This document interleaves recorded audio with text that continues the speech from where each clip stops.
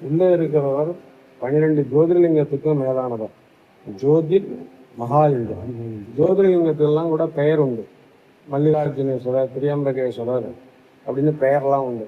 இங்கே இவருக்கு பெயரே கிடையாது. லிங்கம், லிங்கத்திலே பெருசு மகாலிங்கம், அதுலேயும் பெருசு ஜோதிர் மகாலிங்கம். உலகத்தினுடைய மையப்பகுதியில் இருக்கார்.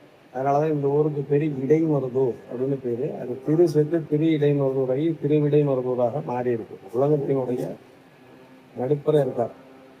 மாணிக்கவாசகர் சொன்ன மாதிரி ஏகன் அநேகன் இறைவனடி போட்டுங்கிறது. அந்த ஏகன் ஒத்தந்தான் கடவுள், அவன் அநேகனாக இருக்கின்றான்னா அந்த ஒத்தந்தான் இவன்.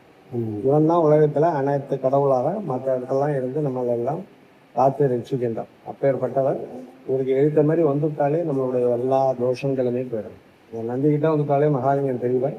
அவரை பார்த்துட்டாலே நம்மளுடைய பூர்வ ஜென்ம கர்மா, இந்த ஜென்ம கர்மா, எல்லா கர்மாவுமே போயிடுறது. இருந்தாலும் அந்த கர்மா நம்ம இருந்ததுனால ஒரு அழுக்கு ஒன்று உடம்புல இருக்கு. அந்த அழுக்கையும் நாம நீக்கணும். அந்த காரியத்தை தான் நம்ம இந்த இடத்துல செய்யறோம்.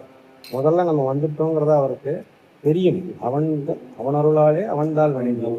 எப்ப அவன் அருளாலே அவன்தால் வணங்கி சிந்தையும் அவன் நின்ற அதனால் அவன் வந்துட்டான். சிந்தையில வந்துட்டான்னா அவன் அருளாலே அவன்தால் வணங்கி. அவன் அருளால எல்லாமே நடக்கும். அப்ப சிந்தையில அவன் வரணும். மகாலிங்கம் நான் வந்துட்டேன்டான்னு அவனுடைய மனசுல வந்துட்டுனா அவன் அருளால எல்லாமே நல்ல விதமாக நடக்கும்.